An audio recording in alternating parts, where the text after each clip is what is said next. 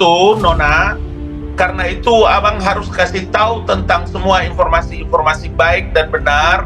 Karena kalau tidak segera kita melakukan klarifikasi, itu nanti selalu yang berkembang adalah energi negatif dan itu akan membuat tidak bagus bagi kepentingan publik bagi Indonesia ini. Dan kepastian pemerintah itu melaksanakan kegiatan-kegiatan yang strategis seperti upacara 17 Agustus itu nanti di IKN. Semua ini tidak semua terbuka di publik, kawan.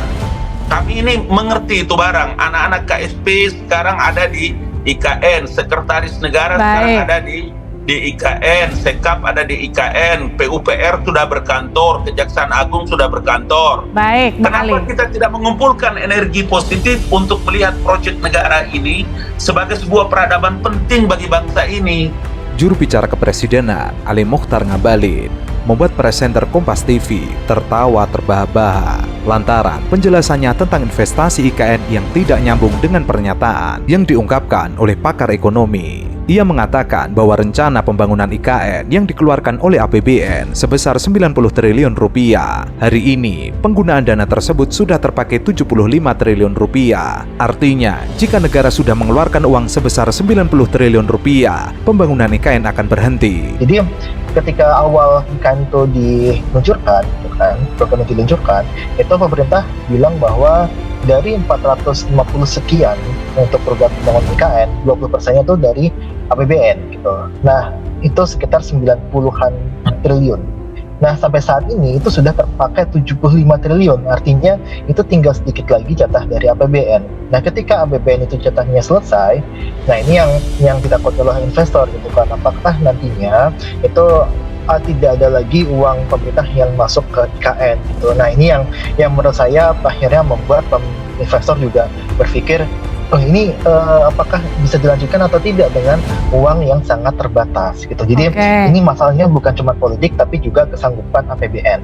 Hal itulah yang menyebabkan para investor maju mundur untuk investasi di IKN. Menanggapi hal tersebut, Ali Mokhtar Ngabalin menjawab dengan sekenanya. Orang memang semua melihat bahwa IKN ini memandang bahwa 4-5 tahun atau berapa tahun begitu langsung jadi. Padahal planning yang sedang dibangun untuk IKN ini kan tidak lebih kurang ada 4 tahap. Makanya kenapa ada disebut dengan KIPP, Kawasan Inti Pembangunan IKN ya.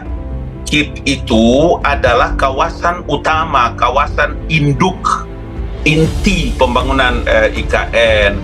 Jangan lupa bahwa kawasan inti itu adalah bangunan-bangunan dan tempat-tempat strategis.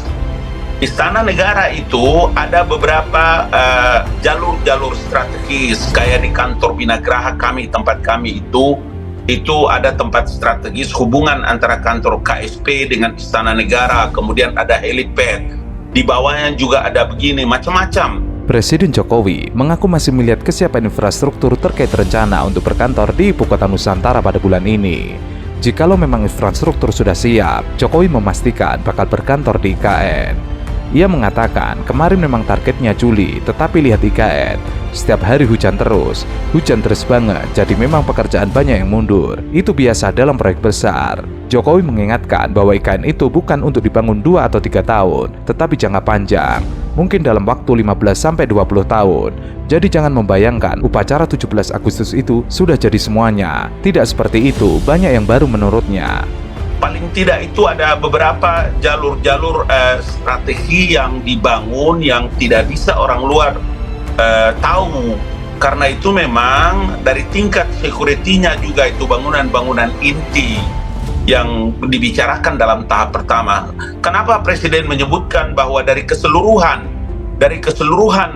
IKN itu 15%? Iya, karena bangunan intinya 15%.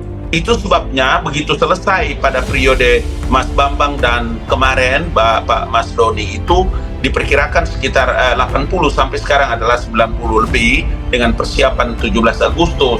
Jadi di sini tahap kedua itulah kemudian mulai pada tahap yang kedua. Jadi klaster yang kedua disebutkan oleh Pak Menteri BKPM Pak Bahlil itu tahap kedua, klaster kedua. Memang kalau Bapak dan teman-teman banyak melihat tentang planning yang dibuat, kita akan tahu. Tapi kalau kita hanya baca, lihat dari YouTube dan macam-macam, saya kira memang agak sulit itu perkaranya.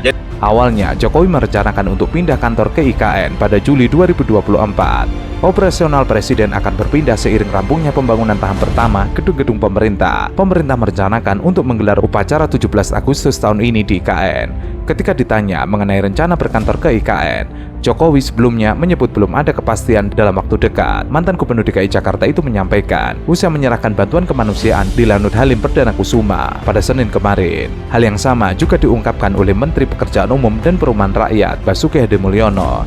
Ia sempat mengatakan hujan menjadi kendala pembangunan IKN. Basuki menyampaikan ini ketika ditanya mengenai proses pembangunan jalan tol di IKN. Perubahan dari tahapan-tahapan perubahan itu selalu ada. Proyek ini proyek negara, bos. Bukan proyek sambil lalu, enggak. Ini proyek sebuah peradaban besar bagi Republik ini. Kalau yang kemarin-kemarin itu iya, orang bicara tentang pembangunan IKN ini dengan anggaran pendapatan belanja negara, semua dengan perubahan-perubahan yang ada. Kalau yang Mas Huda cerita tentang orang mundur dan segala macam itu 100 juta detik tahu berapa puluh juta detik menit yang lalu, iya. Kenapa? Karena stabilitas politik. Kalau stabilitas politik itu terganggu dalam negara Republik Indonesia, ya terganggu dalam stabilitas ekonomi dan lain-lain. Sekarang pemerintah itu memberikan jaminan. Jaminan itulah saya ingin sampaikan pada kesempatan ini bahwa kemarin itu dalam kunjungan Bapak Presiden itu ada yang disebut dengan Dubai International Financial Center, DIFC. Ini sekarang adalah dia menjadi satu pusat keuangan global terkemuka di kawasan Timur Tengah, Afrika, kemudian dengan Asia Selatan. Dia menjalin kemitraan strategi dengan otorita Ibu Kota Nusantara, IKN, dengan menandatangani Memorandum of Understanding terkait dengan apa? Terkait dengan pembangunan IKN. Kenapa? Karena pembangunan tahap pertama itu akan segera selesai. Menteri PUPR mengatakan tol seksi 6A dan 6B baru dikerjakan, namun ia menjamin akses dari Pulau Balang menuju IKN sudah dipastikan pada Agustus 2024. Masalahnya di sana satu, yaitu hujan.